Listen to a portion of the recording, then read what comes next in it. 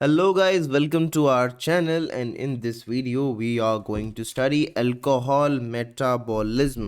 तो कर दें क्या शुरू? तो चलिए शुरू करते हैं। ठीक है, देखिए अल्कोहल मेटाबॉलिज्म। देखो अल्कोहल है ना, कई टाइप्स की होती हैं, जैसे इथेनॉल, मीथेनॉल है ना, इथाइलिन ग्लाइकोल, आइसोप्रोपाइल अल्कोहल है ना। तो ये जितनी भी टाइप की अल्कोहल्स हैं ये सारी ही टॉक्सिक होती हैं। They are not good for health, है ना।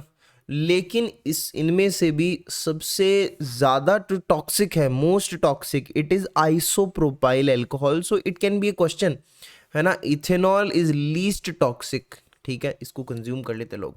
Ethanol is least toxic and isopropyl alcohol is most toxic alcohol. बहुत समझ में आई ना? तो इट्स अ क्वेश्चन। आगे बढ़ते हैं। अल्कोहल का जो मेटाबॉलिज्म है वो मेनली किस ऑर्गन में होता है? वो होता है लिवर में। किस में होता है? लिवर में। तो alcohol metabolism occurs in liver और लीवर के अंदर भी, लिवर सेल्स में भी कौन से ऑर्गेनल में होता है? Organelle it occurs in cytoplasm and organelle is mitochondria. तो साइटोप्लाज्म और माइटोकॉन्ड्रिया में होता है। एंड ये बात ध्यान रखने की है कि जो फर्स्ट स्टेप है अल्कोहल मेटाबॉलिज्म की, वो साइटोप्लाज्म में होती है, देन फिर माइटोकॉन्ड्रिया में ये प्रोसेस कंटिन्यू होती है। ठीक है, there are two minor pathways which also occur in alcohol metabolism. एक तो minor pathway occur in ER and दूसरा होता है पेरोक्सिसोम के अंदर। तो एक चीज़ याद रखना कि अल्कोहल का जो मेन मेटाबॉलिज्म होता है वो लीवर में होता है और साइटोप्लाज्म एंड माइटोकॉन्ड्रिया में होता है। ठीक है, नेक्स्ट, ये तो मेजर पाथवे है इसका, साइटोप्लाज्म माइटोकॉन्ड्रिया में जो चलता है अल्कोहल मेटाबॉलिज्म का मेजर पाथवे है। अगर माइनर पाथवेज की बात करें तो माइनर पाथवेज ईआर और पेरोक्सिसोम के अंदर होते हैं। ठीक है, एंडोप्लाज्मिक रेटिकुलम में जो ये पाथवे होता है, minor pathway, that is called microsomal ethanol oxidising system which is known as MEOS, MEOS. ठीक है, सो ये ईआर के अंदर माइनर पाथवे का नाम है मियोस। ठीक है, देन जो अल्कोहल का एलिमिनेशन है it follow zero order kinetics, है ना। आपने केमिस्ट्री में zero order reaction, first order reaction पढ़ी होंगी। तो alcohol elimination follow zero order kinetics. It means that alcohol elimination occurs irrespective of its concentration in the body, ना। It doesn't depend on the concentration की कितना ज़्यादा है कितना कम है, इट इज जस्ट एलिमिनेटेड। ठीक है, तो alcohol elimination occurs irrespective of its concentration in the body. Alcohol का जब एब्जॉर्प्शन की हम बात करते हैं तो एब्जॉर्प्शन दो जगह से हो सकता है, स्मॉल इंटेस्टाइन और स्टमक, ऑब्वियसली। तो स्मॉल इंटेस्टाइन में तो आपको पता है एब्जॉर्प्शन ज़्यादा होता है, तो 80% एब्जॉर्प्शन ऑफ द अल्कोहल अगर in small intestine and rest 20% किस में होता है? वो होता है अपने स्टमक के अंदर। ठीक है, right. Now now what is the amount of energy given by the alcohol? ठीक है, एनर्जी कितनी मिलती है अल्कोहल के डाइजेशन के बाद? So it is approximately 7 kilo calorie per ग्राम। ठीक है, कितना मिलता है? 7 किलो कैलोरी मिलता है पर ग्राम के लिए, हाँ कि ना? ठीक है। Now it is empty calorie, ये एम्प्टी कैलोरीज होती हैं बिकॉज ये साथ में विटामिन और मिनरल नहीं सप्लाई कर रही हैं। ठीक है, सो ये कहा जाता है कि this 7 kilo calorie per gram, these are empty calories as it is not supplying any vitamin and minerals with it. ठीक है, ये सूखी कैलोरीज है ना, इनमें विटामिन मिनरल साथ में सप्लाई नहीं हो रहा है। क्या अल्कोहल वाटर सोल्यूबल होती है? हाँ बिल्कुल, अल्कोहल वाटर सोल्यूबल होती है ना। अब अल्कोहल जो है, अगर आप उसकी खुशबू लोगे तो कई बार उसकी जो खुशबू है वो फ्रूटी सी प्रतीत होती है, हमें लगता है कि ये फ्रूट का टेस्ट आ रहा है इसके अंदर। तो it is produced by fermentation of sugar, that's why इसका फ्रूटी ऑर्डर होता है, राइट। अल्कोहल CNS डिप्रेसेंट की तरह काम करती है। Alcohol is the CNS depressant, right. Alcohol CNS depressant होती है और तीन स्टेजेस होती हैं आफ्टर इनटेक ऑफ अल्कोहल। सबसे पहली स्टेज होती है एक्साइटमेंट, यूफोरिया होना स्टार्ट होता है, यूफोरिया होता है, एक्साइटमेंट होता है, दिस इज स्टेप नंबर 1, है ना। ये क्यों होता है? Because of dopamine release, dopamine release हो रहा होता है, इसलिए एक्साइटमेंट यूफोरिया की फीलिंग आती है। और इस फीलिंग के अंदर जो प्यूपिल्स होते हैं, पीपल ऑन द फ्लो, तो वो डायलेट हो जाते हैं, ठीक है। तो प्यूपिल्स डायलेट होते हैं in this stage. And next stage is incoordination of muscle movement, यानी आदमी इनकैपेबल नहीं होगा to walk in straight line, ठीक है। तो वो inability to walk because of incoordination of muscle movement, है ना। एंड इस केस के अंदर भी प्यूपिल्स डायलेट हो जाते हैं। And third condition is coma, here pupils constrict, इस केस में ही सिर्फ प्यूपिल कॉन्स्ट्रिक्ट हो जाते हैं, बाकी में डायलेट हो रहे हैं, है ना। बेसुध हो जाता है फिर आदमी ज्यादा अल्कोहल ले ली तो, है ना। Stage third, now enzymes involve in alcohol metabolism, इनको पढ़ना बहुत ज़रूरी है, बहुत इंपॉर्टेंट है। अल्कोहल की मेटाबॉलिज्म होती है, सबसे पहले अल्कोहल डिहाइड्रोजिनेज नाम का एंजाइम आता है, ये रहा अल्कोहल डिहाइड्रोजिनेज, ये अल्कोहल को कन्वर्ट कर देता है एल्डिहाइड के अंदर। हाँ जी, एल्डिहाइड बदल गई, एल्डिहाइड बन गई अभी। देन एल्डिहाइड को फिर एल्डिहाइड डिहाइड्रोजिनेज एंजाइम आकर के एल्डिहाइड को एसिड में बदल देता है, ठीक है। एग्जाम्पल के तौर पर देखें, अगर जो लीस्ट टॉक्सिक अल्कोहल है इथेनॉल, इथेनॉल अल्कोहल डिहाइड्रोजिनेज आएगा, उसको एसिड एल्डिहाइड में बदल देगा, देन उससे एसिटिक एसिड बनेगा, methanol formaldehyde and then formic acid, very simple process.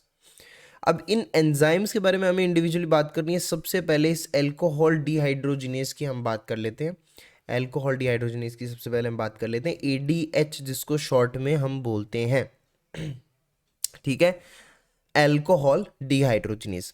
Now इस अल्कोहल डिहाइड्रोजिनेज की बहुत सारी आइसोफॉर्म्स होती हैं, क्या होती हैं? आइसोफॉर्म्स होती हैं। And what is the most abundant isoform? It is ADH1A, ठीक है, ADH1A, it is most abundant isoform of alcohol dehydrogenase. This form is present in liver and adrenal gland, हाँ के ना, ठीक है। And this ADH, it is NAD containing domain, यहाँ ADH के अंदर एक NAD कंटेनिंग डोमेन या फिर फोल्ड प्रेजेंट होता है which is known as Rossmann fold, है ना, समझ आया। ADH अल्कोहल डिहाइड्रोजिनेज में एक NAD कंटेनिंग डोमेन या फिर फोल्ड प्रेजेंट होता है, दैट इज कॉल्ड रॉसमैन फोल्ड, ठीक है। Now next enzyme is ALDH यानी एल्डिहाइड डिहाइड्रोजिनेज। एल्डिहाइड डिहाइड्रोजिनेज क्या करता है? ये एल्डिहाइड को बदल देता है एसिड के अंदर। नाउ एक और यहाँ पर ये एंजाइम ऑब्वियसली यहीं पर काम करता है ना, ALDH बोलते हैं इसको शॉर्ट में। ये जो रिएक्शन हो रही है ना एल्डिहाइड से एसिड का बनना, it is a very fast reaction, है ना। ये एंजाइम बड़ा तेज होता है, जल्दी से रिएक्शन करता है, तो एसिड जल्दी, ये जो एल्डिहाइड है ये जल्दी से एसिड में कन्वर्ट हो जाता है। इसका कहने का मतलब क्या हुआ कि जो एल्डिहाइड है ये एक्यूमुलेट नहीं होता है ना। जैसे ही एल्डिहाइड बना अल्कोहल से, it will convert into acid, there will be no accumulation of aldehyde, aldehyde doesn't accumulate normally, ठीक है। फॉर एग्जाम्पल जैसे इथेनॉल है, ये अल्कोहल है, इससे एल्डिहाइड बना एसिड एल्डिहाइड। अब ये नॉर्मली एक्यूमुलेट नहीं होता, लेकिन जब कुछ कंडीशन डिफरेंट है, जब ये एक्यूमुलेट होता है, when it accumulates, now it leads to unpleasant feelings, है ना। बड़ी खराब फीलिंग्स, बड़ी खराब कंडीशंस बन जाती हैं। क्या सिम्टम्स होते हैं, क्या होता है अनप्लीजेंट फीलिंग्स में?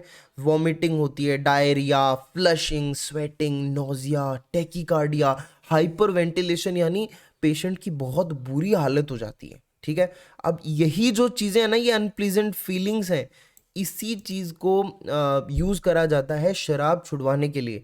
जब लोगों को वो सेंटर्स में भेज देते हैं ना, नशा मुक्ति केंद्र जिसको हिंदी में बोलते हैं, तो वहाँ पर यही किया जाता है, वहाँ पर एक ड्रग दिया जाता है, आई विल टेल यू, आगे पढ़ेंगे इसको। तो उस ड्रग की वजह से क्या होता है कि जैसे उसको खाने में मिला के ड्रग दे दिया कहीं भी, मतलब ड्रग उसको दे दिया, तो उसके बाद में उसको अनप्लीजेंट फीलिंग्स और ये सारी चीज़ें होना स्टार्ट हो जाएंगी, और पेशेंट को इतना ख़राब कंडीशन हो जाएगी उसकी कि वो अगली बार शराब पीने की सोचेगा तो भी बड़ा मुश्किल से सोचेगा, वो नहीं पिएगा शराब। तो ये चीज़ होती है, ठीक है जी। नेक्स्ट, ना ये जो ALDH है ना, एल्डिहाइड डिहाइड्रोजिनेस, ये एंजाइम की एक्टिविटी है ना, ये जेनेटिक वेरिएशन के साथ वेरी करती है। कैसे? For example, specially if you talk about the Asian population, Asian population में इस एंजाइम की एक्टिविटी कम होती है। कौन से एंजाइम की? ALDH, एल्डिहाइड डिहाइड्रोजिनेस की एक्टिविटी कम होती है इन Asian population. So when Asians consume alcohol, मतलब उनमें इतनी आसानी से अल्कोहल डाइजेस्ट नहीं होती है ना, तो जब भी एशियन अल्कोहल कंज्यूम करेंगे तो उनके अंदर क्या होगा? एसिटाल्डिहाइड डिपॉजिट होने लगेगा, क्योंकि ALDH है वो थोड़ा कम एक्टिव है। यहाँ पे ALDH कम एक्टिव है तो एसिटाल्डिहाइड डिपॉजिट होना स्टार्ट हो जाएगा, और क्या होगा? वही अनप्लीजेंट सिम्टम्स आएंगे, और इसको बोलते हैं हम Asian flush syndrome. So it is very important, you need to remember it, है ना। एशियंस को शराब ज़्यादा पचती नहीं है, तो शराब नहीं पीनी चाहिए बच्चों। एशियन फ्लश सिंड्रोम इसको बोलते हैं, ठीक है। कौन से एंजाइम की कम एक्टिविटी से होता है ये? ALDH, aldehyde dehydrogenase. क्या एक्यूमुलेट होता है यहाँ पे? एसिटाल्डिहाइड, ठीक है, एल्डिहाइड एक्यूमुलेट होता है। नाउ हमने ऐसा बोला कि एसिटाल्डिहाइड डिपॉजिट होता है, तो एसिटाल्डिहाइड टॉक्सिक होता है। क्यों होता है? एसिटाल्डिहाइड टॉक्सिक होता है जिसकी वजह से ये सारी की सारी अनप्लीजेंट फीलिंग्स डेवलप होती हैं, अनप्लीजेंट सिम्टम्स आते हैं, तो इसका मतलब इट इज़ टॉक्सिक, है ना। तो एक क्वेश्चन अराइजेस कि ये टॉक्सिक कैसे है, ये ऐसा क्या करता है एसिटाल्डिहाइड की ये इतनी सारी चीज़ें पेशेंट को होने लग जाती हैं। देखिए, सबसे पहले तो ये क्या करता है, इट बाइंड्स विद ग्लूटाथायोन, ये ग्लूटाथायोन के साथ बाइंड कर लेता है। देखो एक चीज रुक गई, it will form adducts with protein and amino acid, protein amino acid के साथ अडक्ट्स बना लेता है। ये माइटोकॉन्ड्रिया को डैमेज कर देता है एसिटाल्डिहाइड। ये माइक्रोट्यूब्यूल जो बनते हैं ड्यूरिंग सेल डिवीजन उनको इनहिबिट करता है, माइक्रोट्यूब्यूल को इनहिबिट करता है। तो इतनी सारी चीजें करता है, that's why it is toxic, है ना, that's why it is considered toxic. Now let's do the metabolism of ethanol in detail. Ethanol का मेटाबॉलिज्म थोड़ा हम देख लेते हैं। तो हमने ये 3 कंपार्टमेंट्स बनाए हैं। यहाँ पर हमारे पास ये है, हमारे पास इधर माइटोकॉन्ड्रिया एंड पेरोक्सिसोम है इधर, है ना। ये है एंडोप्लाज्मिक रेटिकुलम, अगर आपको दिख रहा है, एंड दिस इज साइटोप्लाज्म, ये ब्राउनिश वाला कंपोनेंट, दिस इज साइटोप्लाज्म। मैंने शुरू के अंदर बताया था कि अल्कोहल मेटाबॉलिज्म वैसे तो साइटोप्लाज्म और मेनली माइटोकॉन्ड्रिया के अंदर ही होता है, लेकिन minor pathways also occur in peroxisome and endoplasmic reticulum, और जिसमें से मैंने बताया था कि एंडोप्लाज्मिक रेटिकुलम में जो माइनर पाथवे होता है it is called MEOS, that is microsomal ethanol oxidising system, right. So ये देखते हैं, चलिए। साइटोप्लाज्म के अंदर इथेनॉल जो है ये कन्वर्ट होता है, एक पेन ले लेते हैं दूसरा। साइटोप्लाज्म के अंदर इथेनॉल जो है ये कन्वर्ट होता है एसिटाल्डिहाइड के अंदर। कौन सा एंजाइम रिस्पॉन्सिबल है यहाँ पर? इथेनॉल को एसिटाल्डिहाइड में कन्वर्ट करने के लिए कौन सा एंजाइम रिस्पॉन्सिबल है? ADH, ठीक है, इट इज अल्कोहल डिहाइड्रोजिनेस। और इस स्टेप के अंदर एक NAD भी यूज होता है और NADH बन जाता है, ठीक है, NADH बन जाता है, ठीक है जी। अब ये एसिटाल्डिहाइड इस साइटोप्लाज्म में नहीं रुकेगा, ये जाएगा भाग करके माइटोकॉन्ड्रिया के अंदर, और माइटोकॉन्ड्रिया के अंदर इस एसिटाल्डिहाइड को aldehyde dehydrogenase enzyme by using NAD molecule will convert it into acetic acid. तो एसिटिक एसिड बन गया फाइनली माइटोकॉन्ड्रिया के अंदर। अब यहाँ पर आप देख पा रहे हो कि NADH बना है, NADH बना है। तो NADH देखो कितना सारा बन रहा है इस प्रोसेस के अंदर। तो अगर पेशेंट क्या बोल रहा हूँ, मतलब आदमी अगर ज़्यादा अल्कोहल पिएगा, नहीं औरत की बात भी कर सकते हैं, मतलब ह्यूमन बीइंग इन सेंस, तो आदमी जितनी ज़्यादा अल्कोहल पिएगा उतना ज़्यादा इथेनॉल का इस टाइप से ये प्रोसेस चलेगी, मेटाबॉलिज्म चलेगी, और NADH उतना ज़्यादा एक्सेस अमाउंट में हो जाएगा। तो if excess alcohol is consumed then excess NADH will be formed, yes और नो? एक्सेस NADH बन जाएगा, ठीक है। देन माइनर पाथवेज की बात करें, यहाँ यही जो प्रोसेस है इथेनॉल का कन्वर्जन फ्रॉम एसिटाल्डिहाइड, ये चीज़ यहाँ भी होती है, लेकिन पेरोक्सिसोम के अंदर in this process H2O2 release होता है। क्या? पेरोक्साइड रिलीज होता है। अब पेरोक्साइड तो बिल्कुल भी अच्छा नहीं है सेल के लिए, तो इसको मारने के लिए, ख़त्म करने के लिए पेरोक्साइड को कैटलेज एंजाइम प्रेजेंट होता है, ठीक है, कैटलेज इस H2O2 को पेरोक्साइड को खत्म कर देता है। Next minor pathway is this which occur in endoplasmic reticulum. देखो यहाँ भी ये चीज हो रही है, इथेनॉल कन्वर्ट हो रहा है एसिड एल्डिहाइड के अंदर। यहां पर देखो NADPH यूज हो रहा है, ध्यान से देखो, इनके अंदर NADH बन रहा था, यहां पे NADPH यूज होता है इस पाथवे के अंदर। एंड एक एंजाइम यूज होता है जिसका नाम होता है साइटोक्रोम P450 2E1 आइसोफॉर्म। ठीक है भाई, तो साइटोक्रोम P450 2E1 आइसोफॉर्म। ठीक है, समझ में आई मेरी बात? तो इसको सिप 2E आइसोफॉर्म भी हम कहते हैं। Okay, so this is enzyme involve here. अब जैसा कि मैंने आपको बताया कि ये जो पेरोक्सिसोम और एंडोप्लाज्मिक रेटिकुलम में जो पाथवेज हो रहे हैं ये माइनर हैं, मतलब ये मेजॉरिटी केसेस में नहीं होते हैं, ये कभी कभी होते हैं। ठीक है, ये माइनर पाथवे हैं, ये इंड्यूसिबल पाथवे हैं। ये तभी वर्क करेंगे जब high amount of alcohol ingested, मतलब नॉर्मली चलो ये पाथवे हो रहा है ये वाला, ठीक है, लेकिन जब मान लो कि बहुत एकदम आदमी खतरनाक वाला टल्ली है, बहुत ज़्यादा अल्कोहल आप कंज्यूम कर रहे हो, तो फिर ये माइनर पाथवे का भी सहारा लेना पड़ेगा अल्कोहल को मेटाबोलाइज करने के लिए। तो ये वाला माइनर पाथवे में H2O2 रिलीज होता है और इसके अंदर NADPH यूज होता है और एंजाइम है साइटोक्रोम P450 2E1 आइसोफॉर्म। ठीक है, नाउ दिस एंजाइम, ये जो एंजाइम है, ये एंजाइम है, this enzyme has high Km value, इसकी Km वैल्यू ज़्यादा होती है। Km वैल्यू का होने का मतलब ये है कि more substrate concentration required for working, मतलब इतनी आसानी से ये काम नहीं करता, तभी तो माइनर पाथवे है, इतनी आसानी से ये एंजाइम काम नहीं करता है। इसको काम करने के लिए ये चाहिए कि एथेनॉल बॉडी में बहुत ज़्यादा होनी चाहिए, भाई बहुत ज़्यादा हो रही है तभी तो ये माइनर पाथवेज एक्टिवेट होंगे। तो भाई हाई Km वैल्यू है इसकी। ठीक है, समझ में आई बात? सो this is alcohol metabolism, how it occurs. And एक चीज देखो आप ध्यान से कि ये जो क्रॉनिक एल्कोहलिज्म का केस होता है ना, क्रॉनिक एल्कोहलिज्म का केस, उसके अंदर यही वाला पाथवे, कौन सा, जो एंडोप्लाज्मिक रेटिकुलम में चलता है, दिस पाथवे इज यूज्ड, है ना, क्योंकि इन case of chronic metabolism alcohol content is more, है ना। तो ये जो क्रॉनिक एल्कोहलिज्म है, इस केस के अंदर NADH इंक्रीज नहीं होगा उतना। ठीक है, क्योंकि देखो ये जो ऊपर वाले केसेस थे यहाँ पर तो NADH आपका बन रहा था इतना ज़्यादा, लेकिन ये यहाँ पर थोड़ा सा यूज़ हो जाएगा। NADH increase does not occur in case of chronic alcoholism because of this pathway which uses this enzyme cytochrome P450 isoform, है ना।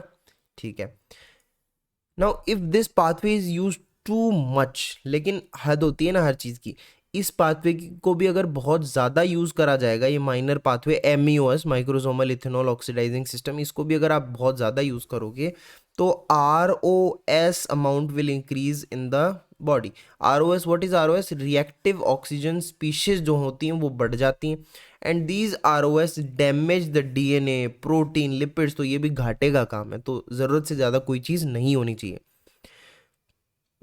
नाउ अच्छा, मेन पाथवे तो उसी में चलता है ना, माइटोकॉन्ड्रिया और साइटोप्लाज्म के अंदर।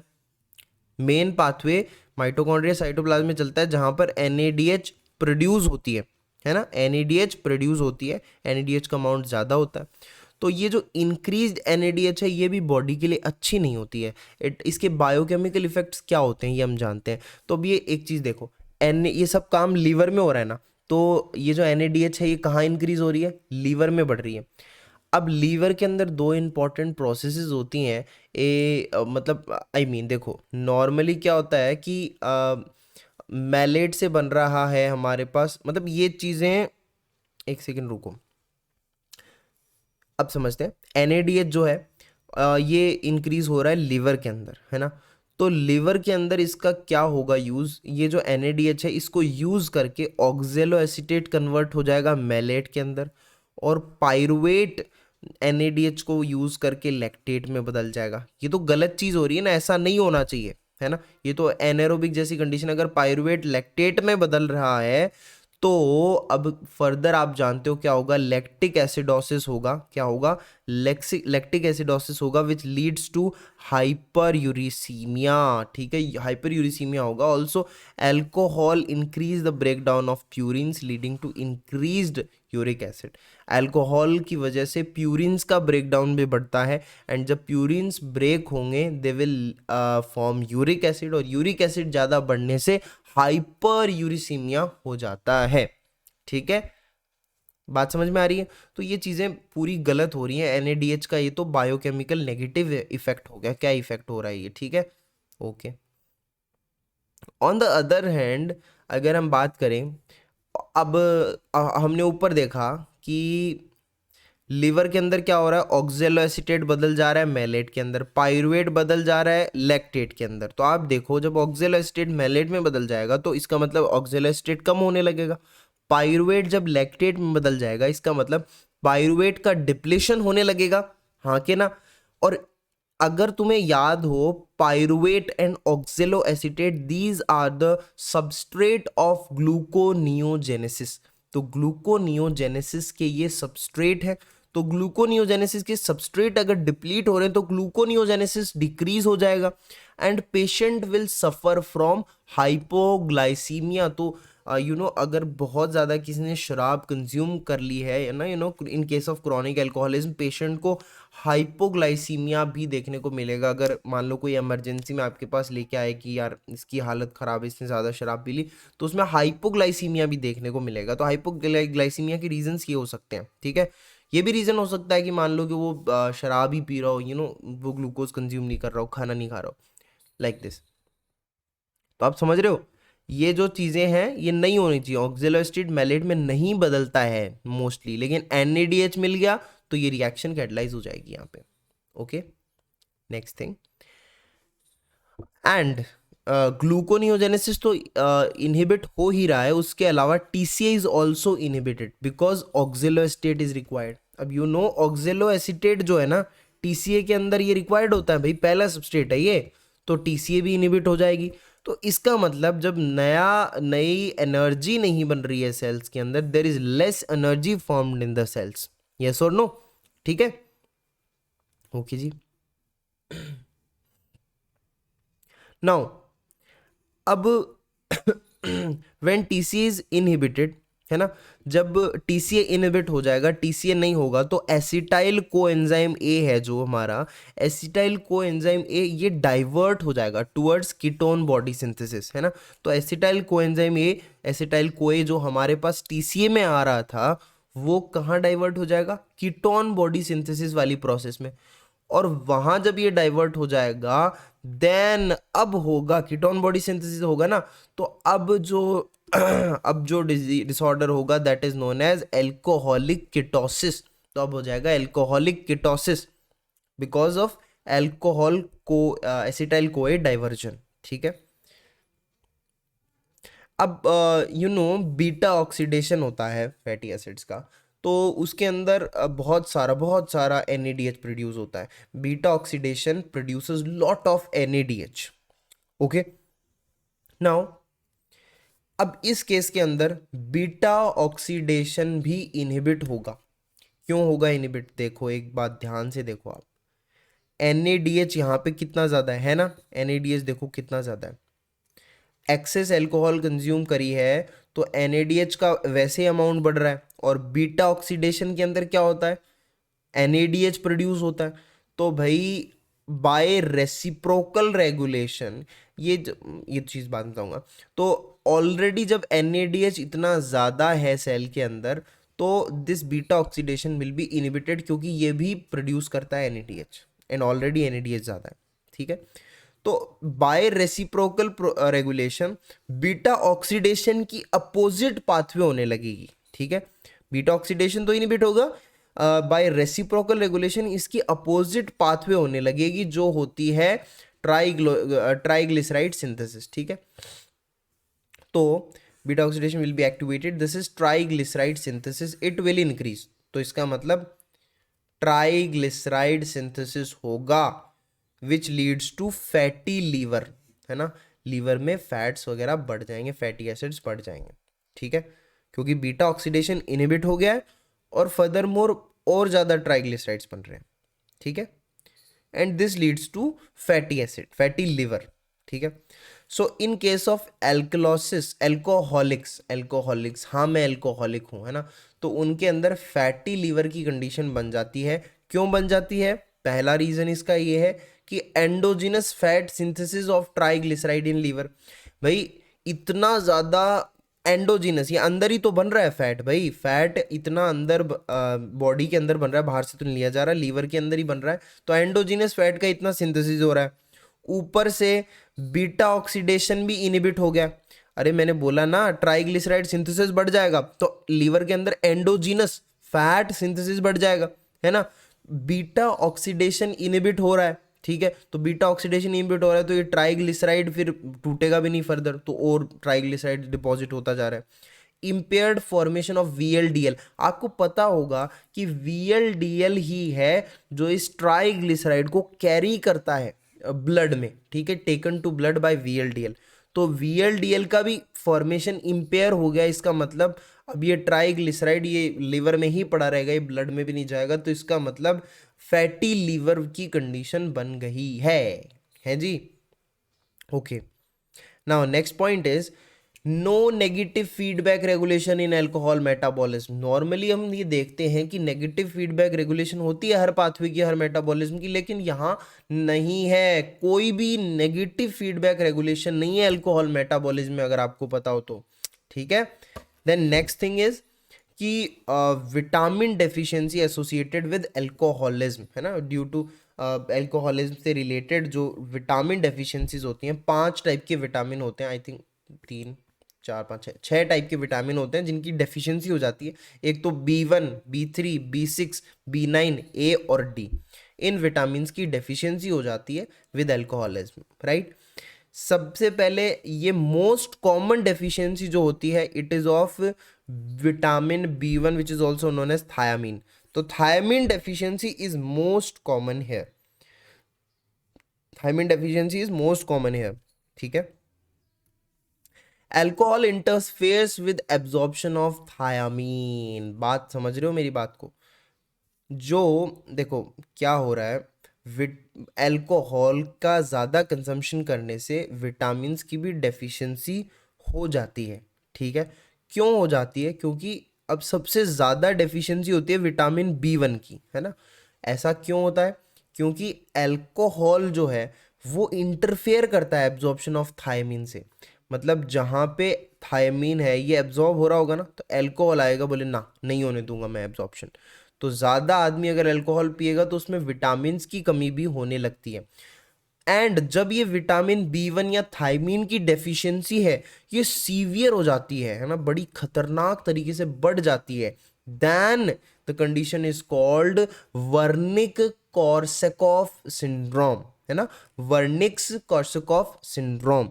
एंड दिस वर्निकी या वर्निक कुछ भी बोल सकते हैं आप, जो वर्निक सिंड्रोम जो है, वर्निक कॉर्सैकॉफ सिंड्रोम है, इसके अंदर ये जो वर्निक कंपोनेंट है it is peripheral neuropathy component, है ना, it represents peripheral neuropathy component where the patient has ataxia, nystagmus, है ना, ऑप्थेल्मोप्लीजिया, इतनी सारी चीज़ें पेशेंट को ये सिचुएशंस बन जाती हैं, एटेक्सिया, निस्टैग्मस एंड ऑप्थेल्मोप्लीजिया, ठीक है।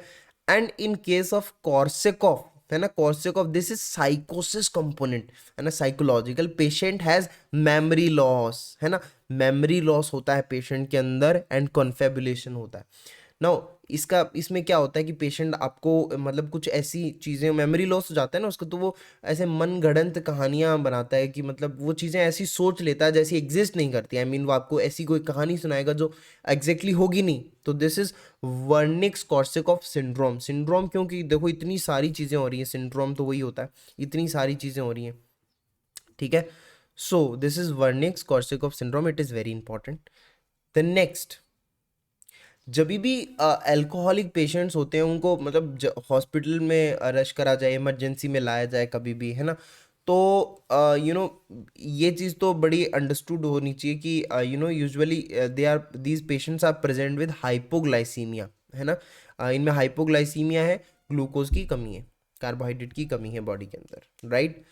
और इन पेशेंट्स के अंदर आप जानते हो विटामिन B1 की भी डेफिशिएंसी प्रेजेंट होती है। हाँ के ना, विटामिन B1 की डेफिशिएंसी होती है ना, ठीक है। तो मैंने अभी बताया कि हाइपोग्लाइसीमिया इनको होता है, तो एक सीधी सी बात है, अगर आप ये सोचो कि अगर इनको हाइपोग्लाइसीमिया है, भाई ग्लूकोज की कमी है, तो क्या ग्लूकोज इनको डायरेक्टली दे दें, हम बात खत्म, बोतल चढ़ा देते हैं? नहीं, मत देना। क्यों क्यों नहीं देना है ग्लूकोज?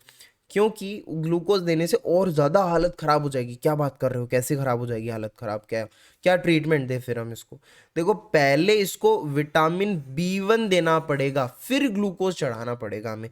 क्यों? देखिए ज़रा, देखो ग्लूकोज है आपके पास, वो पाइरुवेट बनाता है, ठीक है। Then pyruvate will form acetyl CoA link reaction, ये पीछे वाला ग्लाइकोलिसिस का था, है ना, ठीक है। अब इतनी प्रोसेस तो हो जाएगी इस केस के अंदर, लेकिन पाइरुवेट से फिर एसिटाइल कोई नहीं बनेगा, लिंक रिएक्शन नहीं होगी, क्योंकि ये जो एंजाइम है ना, पाइरुवेट डिहाइड्रोजिनेज, यहाँ पर it requires B1, vitamin B1 for its functioning. और विटामिन B1 की तो डेफिशिएंसी है शराबी पेशेंट के अंदर, है ना।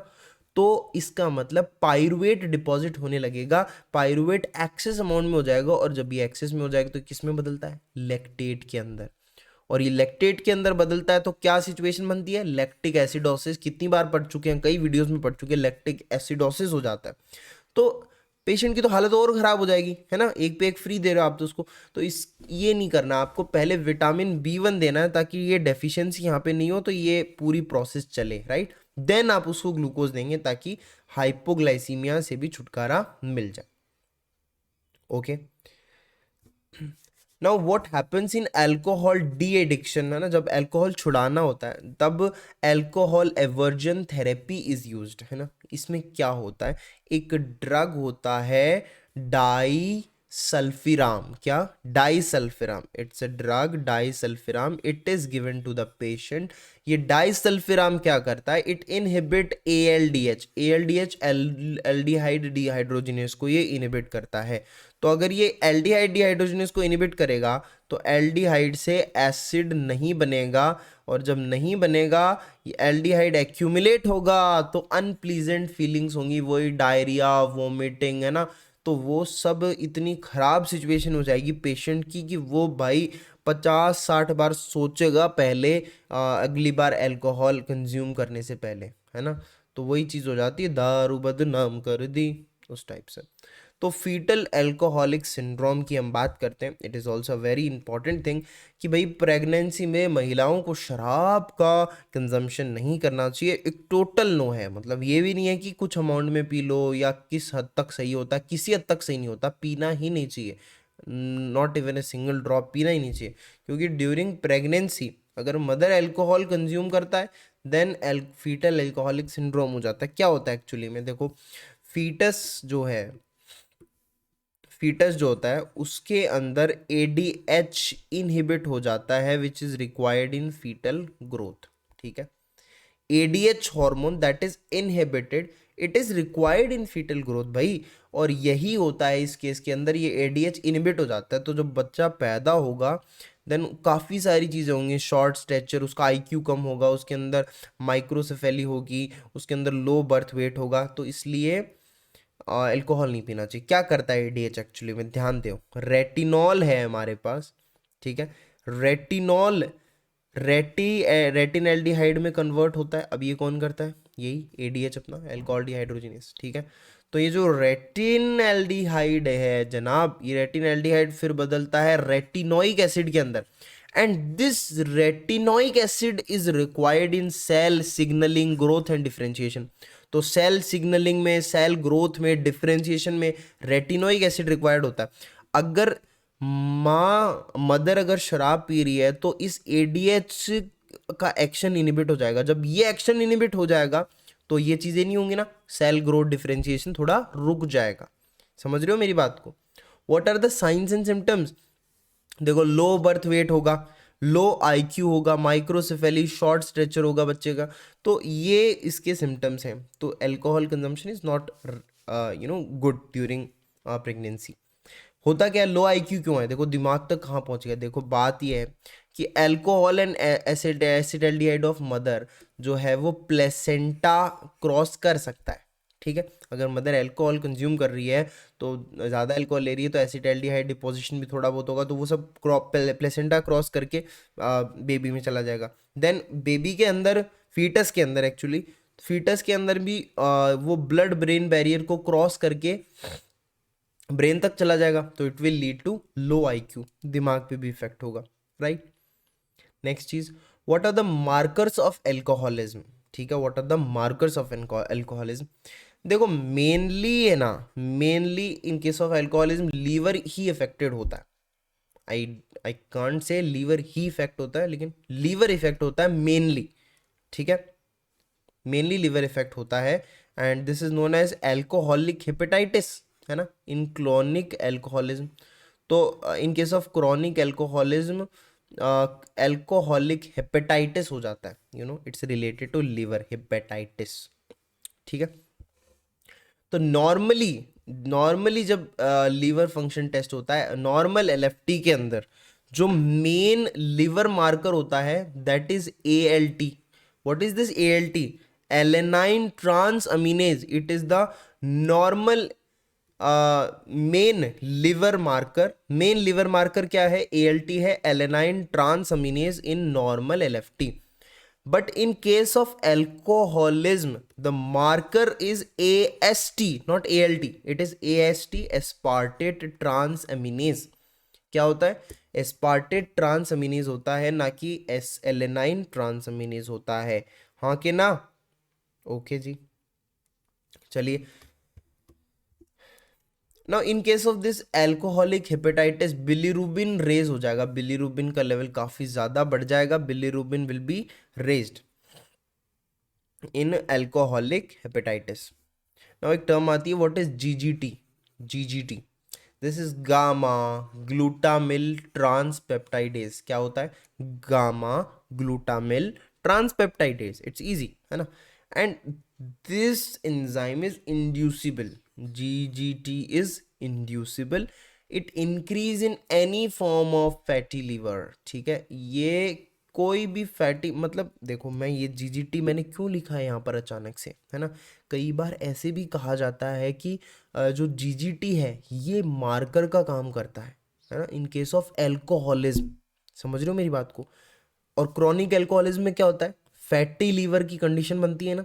ठीक है, और कई लोग ये समझते हैं कि जीजीटी है ना वो भी क्या होता है? मार्कर होता है। वो मार्कर होता है, एएसटी नहीं होता, एस्पार्टेट ट्रांसअमीनेज नहीं होता, जीजीटी मार्कर होता है। ठीक है, तो मैं एक्चुअली ये कहना चाहता हूँ this GGT, gamma glutamyl transpeptidase, it is inducible and it can increase in any form of fatty liver. मतलब फैटी लिवर चाहिए किसी वजह से हो, मतलब ज़रूरी नहीं है कि अल्कोहल की वजह से फैटी लीवर कंडीशन बने, किसी भी फैटी लीवर की कंडीशन में ये इंक्रीज हो जाएगा। तो भाई किसी भी कंडीशन में इंक्रीज हो रहा है जीजीटी, तो क्या हम इसको मार्कर मान सकते हैं? So it is not a marker for chronic alcoholism, right. तो GGT is not a marker of chronic alcoholism, but it can be use to detect binge drinking. किसी ने अगर ज़्यादा पी रखी है तो उसको डिटेक्ट करने में हम जीजीटी का यूज़ कैसे कर सकते हैं? देखिए ज़रा, as if GGT is raised due to alcohol, then to come down to normal level it will take 2 से 6 weeks of abstinence of alcohol. देखो जीजीटी है वो रेज हो जाएगा अगर अल्कोहल का कंजम्पशन ज़्यादा होगा, नॉर्मल लेवल से ज़्यादा होगा तो जीजीटी रेज हो जाएगा। ठीक है, क्योंकि ये किसी भी फैटी एसिड की कंडीशन में, फैटी लिवर की कंडीशन में ये रेज हो जाता है, तो ये रेज हो जाएगा इस केस में भी।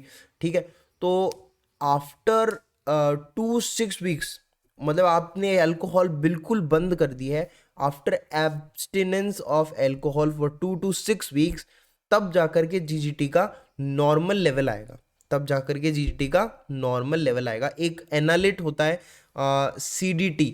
What is this CDT? CDT is carbohydrate deficient transferrin. It is, तो भाई एक चीज़ मैंने वो बोला था ना कि बिंज ड्रिंकिंग को डिटेक्ट करने के लिए यूज़ लिया जा सकता है, ऐसे यूज़ लिया जा सकता है कि बिंज ड्रिंकिंग किसी ने करी है तो 2 से 6 वीक तक उसका जीजीटी है वो बढ़ावा मिलेगा। Then CDT,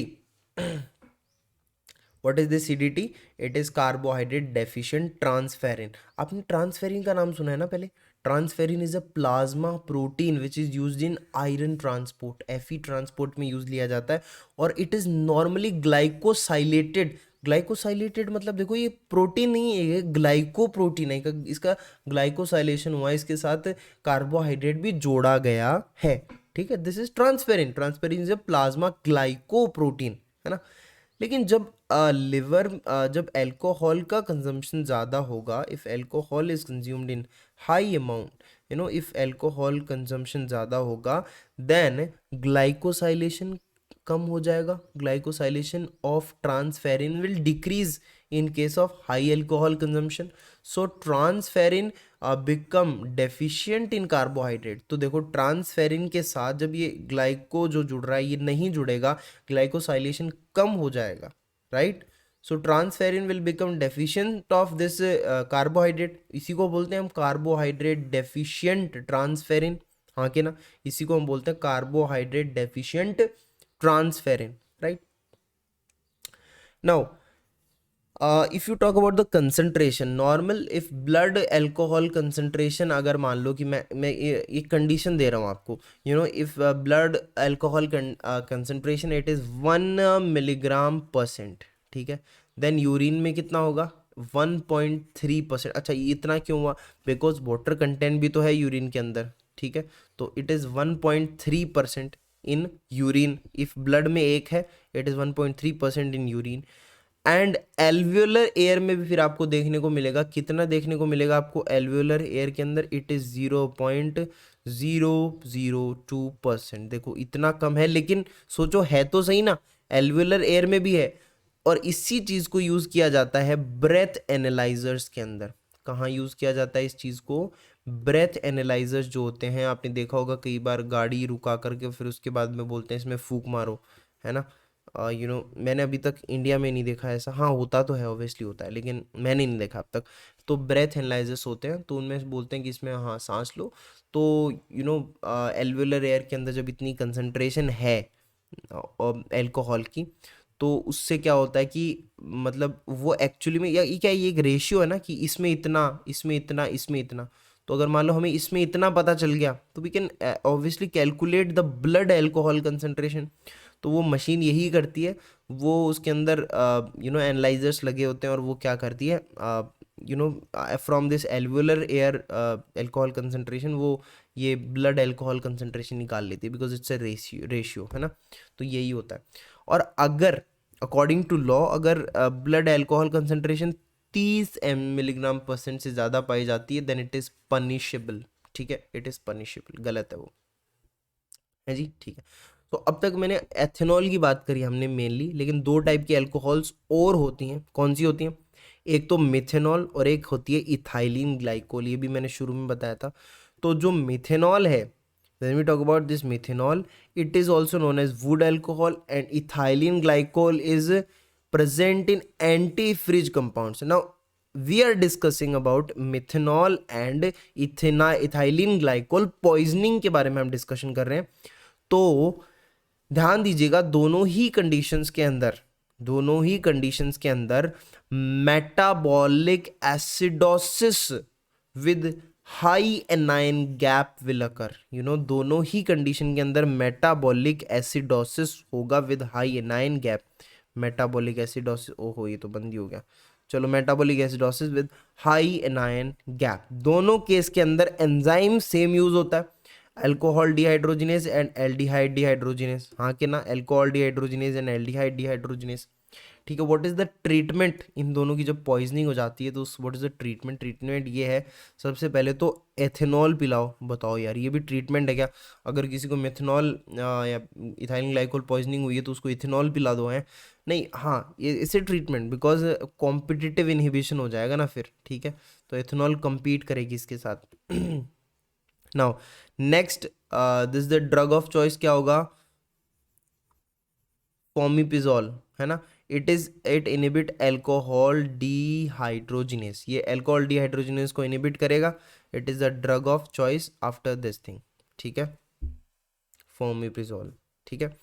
next next next in case of methanol poisoning, in case of methanol poisoning, formaldehyde is formed। Methanol poisoning के केस के अंदर फॉर्मेल्डिहाइड बनता है, ये हमने शुरू में भी देखा था।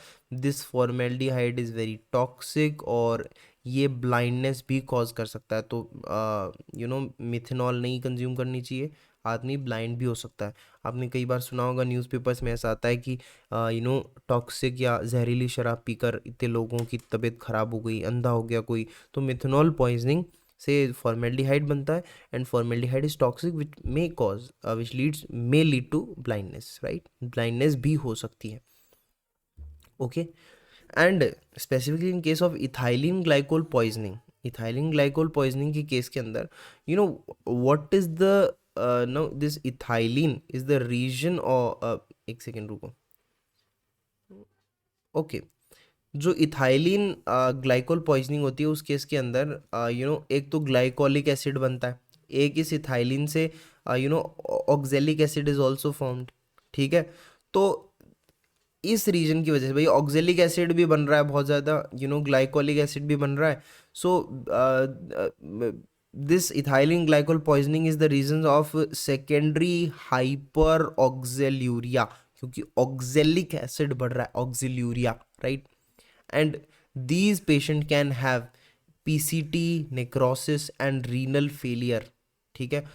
in ethylene glycol poisoning there is formation of glycolic acid and also this oxalic acid, and these are the region of secondary hyperoxaluria. In patients of this hyperoxaluria, PCT, necrosis and renal failure can occur. What is the diagnosis actually? What is the diagnosis of this? Urine में fluorescent dye पाई जाएगी, ठीक है। तो urine में fluorescent dye पाई जाएगी। एंटीफ्रिज compound, अरे यार देखो ना, एंटीफ्रिज कंपाउंड में भी फ्लोरेसेंट डाई होती है, ठीक है। तो इथाइलिन ग्लाइकोल जो है ये प्रेजेंट होता है एंटीफ्रिज कंपाउंड में। तो अगर एंटीफ्रिज कंपाउंड किसी ने कंज्यूम कर लिया, फ्लोरेसेंट डाई भी उसकी यूरिन में मिलेगी एक्सक्रीट होती हुई, तो पता चल जाएगा कि इस आदमी को इथाइलिन ग्लाइकोल पॉइजनिंग हो गई है, ठीक है। तो that's it for the video, बड़ा लंबा वीडियो बना and this was a very typical topic, alcohol metabolism. I hope आपने वीडियो को एंजॉय किया हो, कुछ समझ में आया आपको। मिलते हैं नेक्स्ट वीडियो में with a new topic. Till then take care, bye bye.